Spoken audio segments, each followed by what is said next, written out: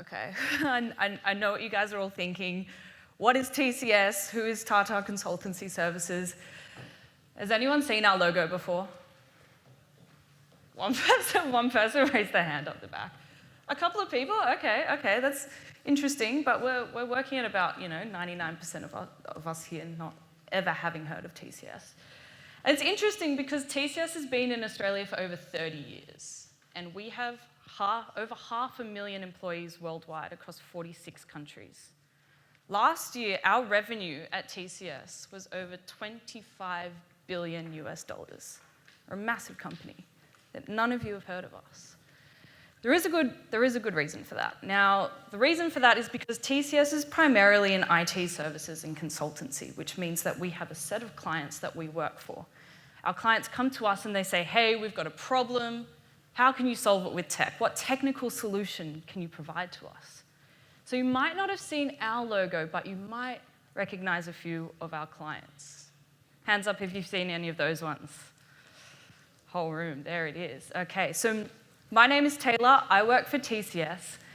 And for the next 10, 15 minutes or so, I want to share with you the way that we solve problems at TCS. Now, it's a method called computational thinking. And I want to ignite your future with computational thinking. Computational thinking was proposed in 2006 by a wonderful computer scientist, Jeanette Wing.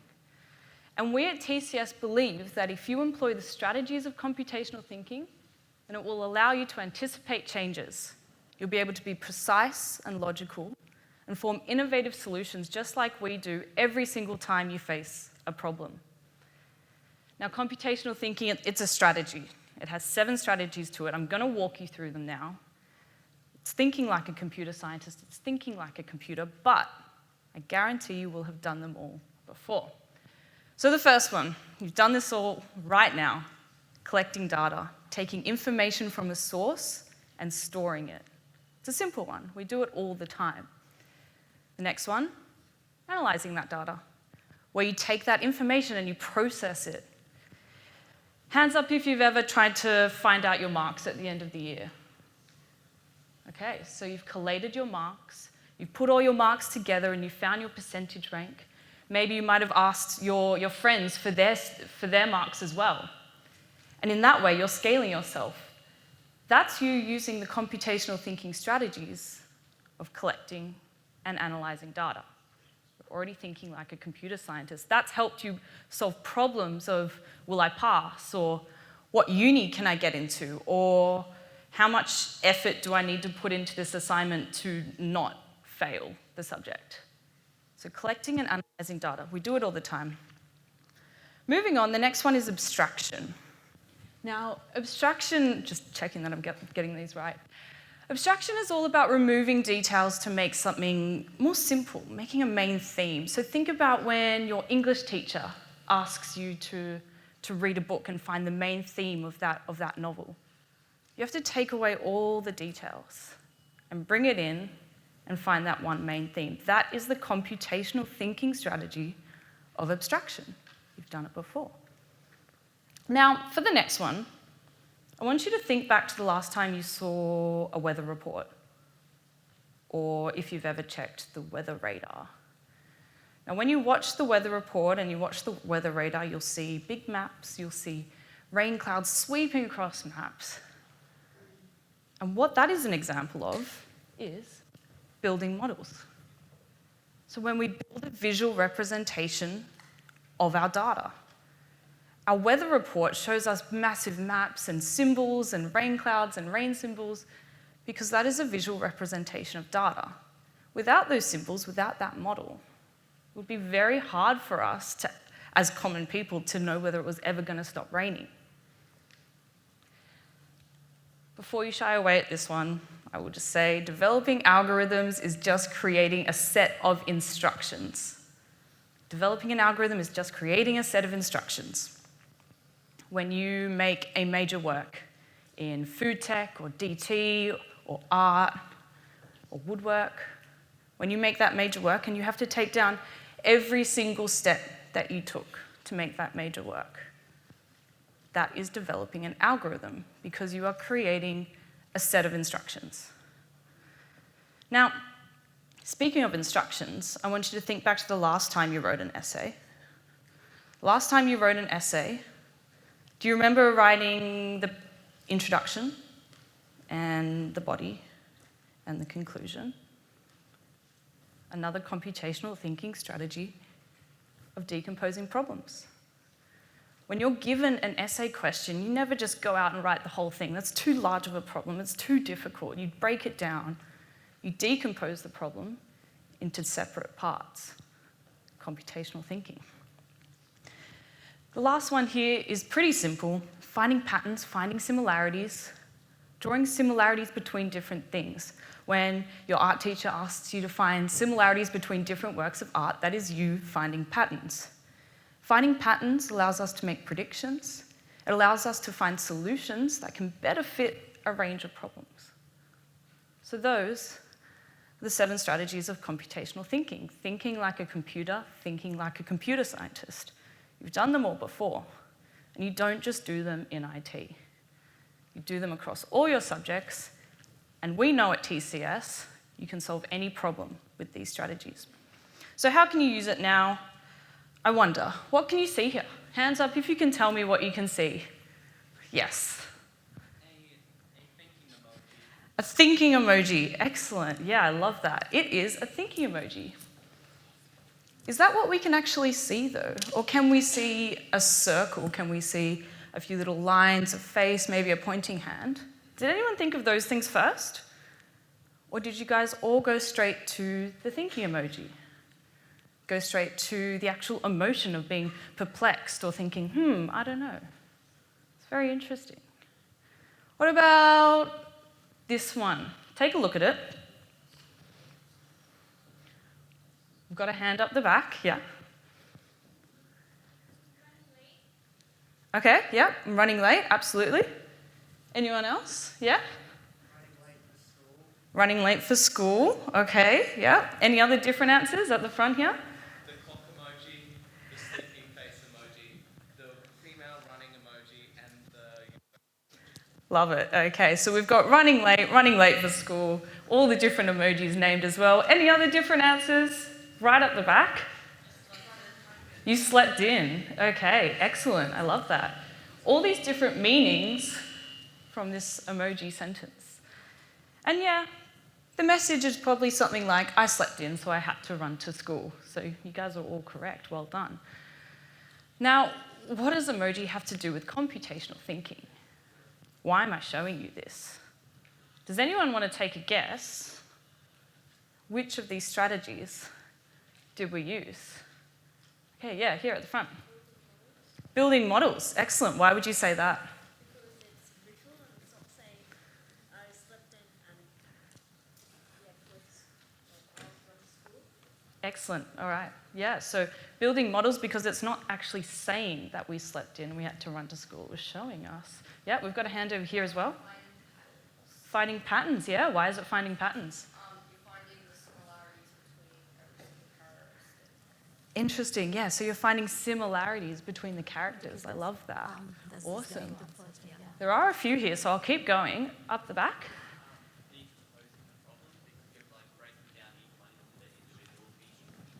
Awesome. Yeah, decomposing the problem. Because when we see the emojis, we break them down into all their different meanings. Okay, yeah. What about in the blue? That's, yeah. Got a ticket from All of them. I love it. Do you want to walk us through your reasoning?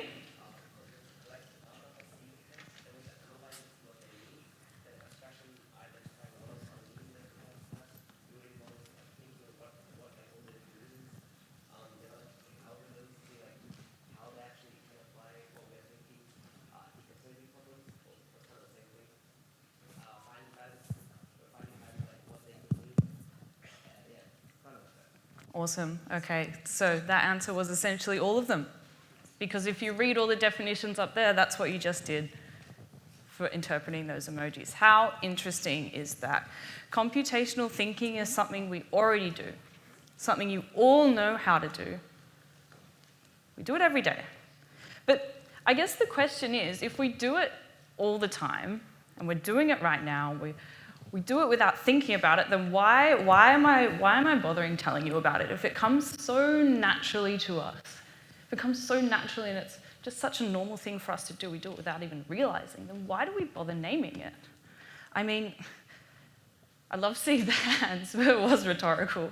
But the reason is simply because one day there's going to be a problem that you can't solve. You might have already encountered it. There's going to be a problem that you can't just look at and say, yeah, I know how to do that. Or there'll be a problem. Have you ever had a problem at school which was so big and overwhelming, you just wanted to scream, you wanted to run away and hide? Because those problems happen. They happen in life. So emoji is an example of an abstraction.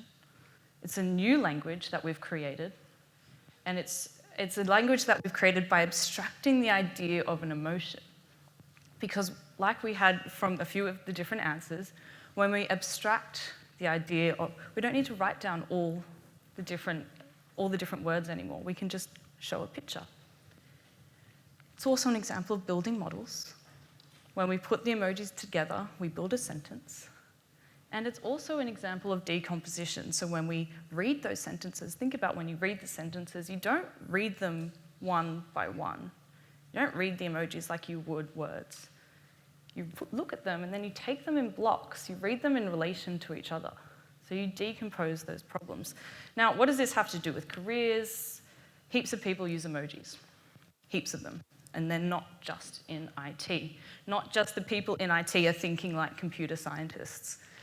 So we know that graphic designers, marketing professionals, and market researchers, they use emoji in their work, and they use that because it elicits an emotional reaction from us.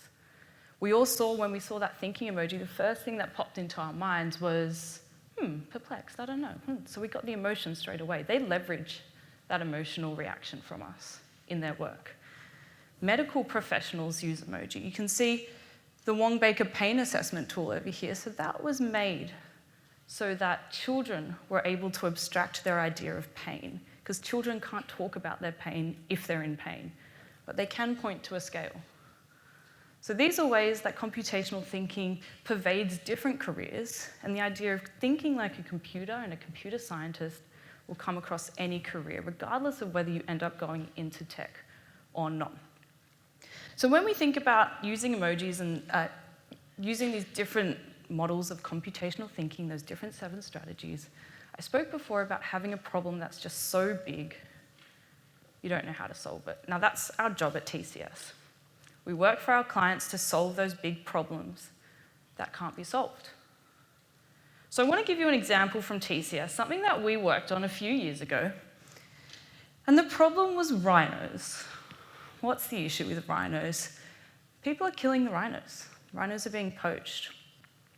So we had the task of actually being able to solve the issue of rhinos being poached with technology. So I want to show you a little video.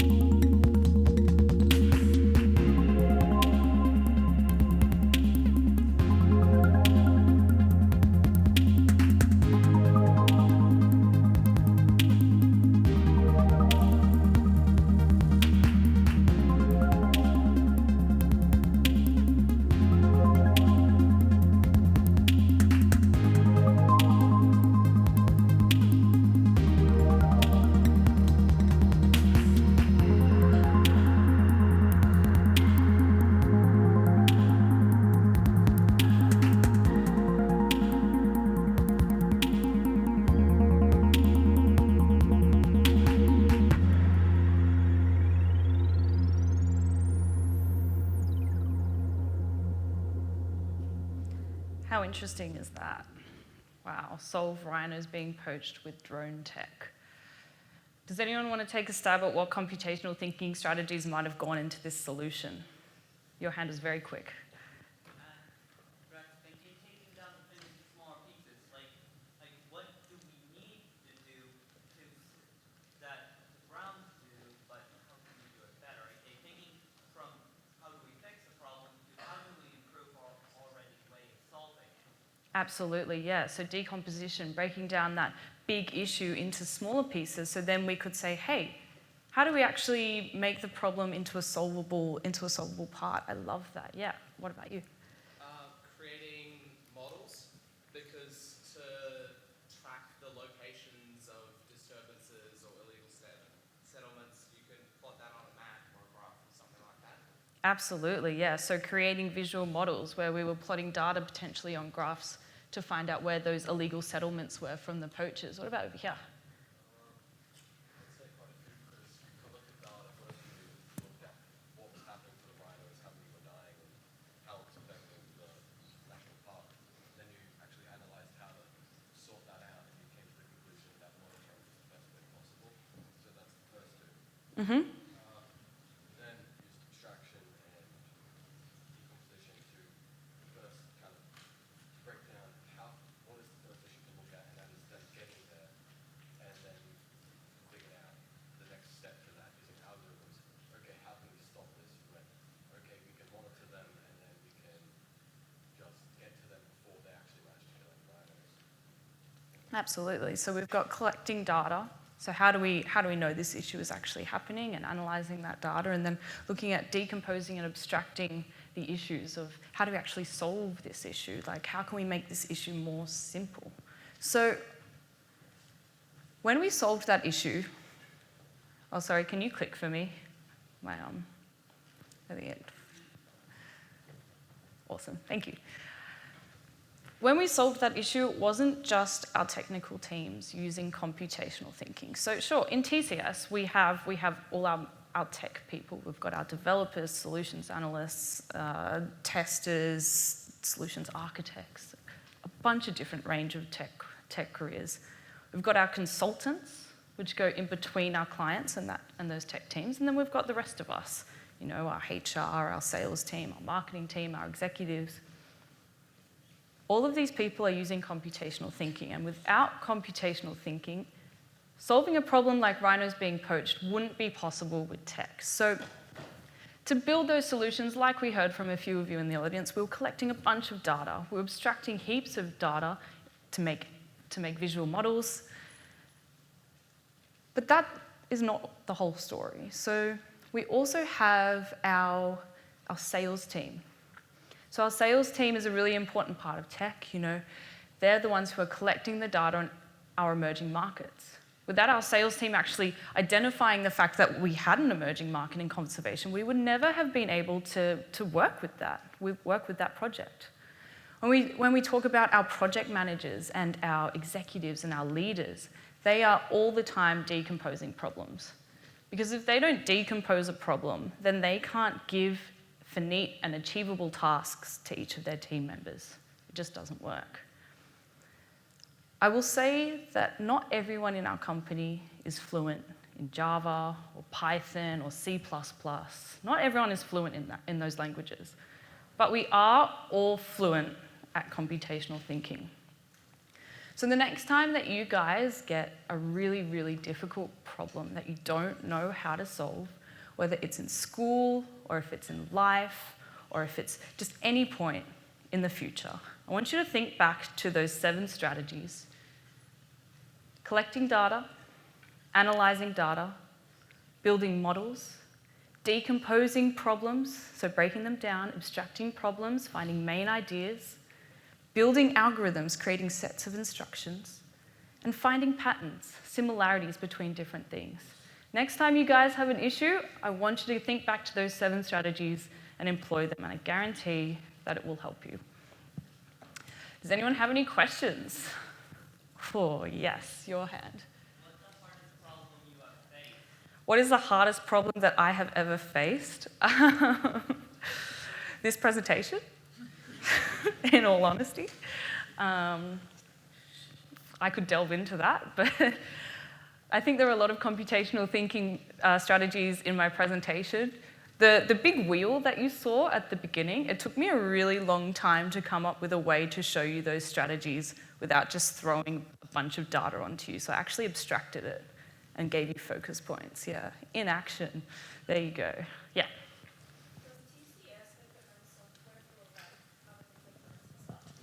So TCS does make its own software, absolutely. That's part of what we do. For the drones and things, so the drones came actually before my time, but it was something that TCS was really specializing in, the drone tech. We were pouring a lot of research and a lot of time into pushing out a lot of drone technology. So that's how we actually got into that Rhino project. But TCS definitely makes its own tech, but we also work with other companies to put in their tech into our clients as well. So it's a mix of both. It's a balance. Yeah, what's your question? Yeah.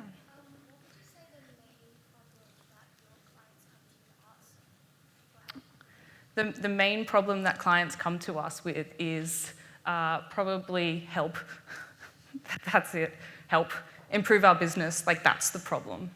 Like clients don't come and say, oh, we've got this very specific thing that we want you to do. It's usually just like, what can you do? And it's our job to come up with solutions to try and help them. So that's the idea of computational thinking. Like sometimes, I mean, in school, you always get a question. You get a question that's very like built out, and it's like, answer this. Here is your marking rubric. Do everything step by step. Sometimes in real life, it's not like that. They're like, just do it. And you're like, do what? So yeah, the main problem is when there's potentially like no problem at all. We have to come up with a problem. But yeah, at the front. Is TCS worldwide? Yes, it is. 46 countries globally. 500,000 employees across 46 countries. So we're here in Australia. We've got a massive market in North America as well. A lot of our workers are in India. We are an Indian company. So we're all across the globe, which means that for me, working at TCS, I have these really great global calls, and they're literally at 1 a.m. in the morning. So it's really fun. What's your question? The easiest part of my job? Interesting. So, I mean, my job, I work in corporate social responsibility, which means that it's my job to make sure that TCS is giving back to the community.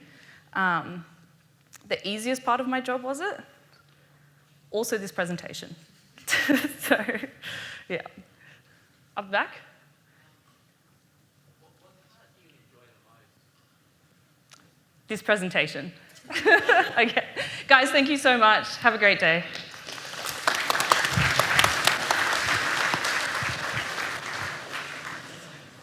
Thank you, Taylor, for that amazing presentation.